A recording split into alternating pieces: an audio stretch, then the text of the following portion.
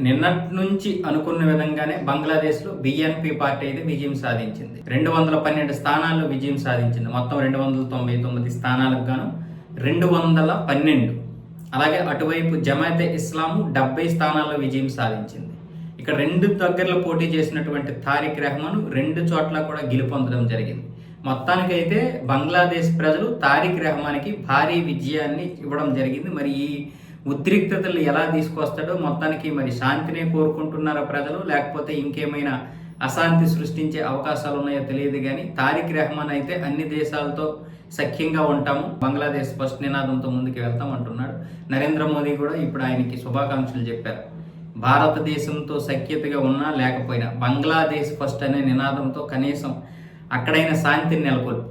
భారతదేశంతో ఎలా ఉన్నా పక్కన పెడితే నీ యొక్క మూర్ఖుల్ని, అంటే మీ దేశంలో ఉన్నటువంటి ఆ మూర్ఖ జనాల్ని మార్చే ప్రయత్నం చేస్తే మీ దేశం బాగుపడుతుంది.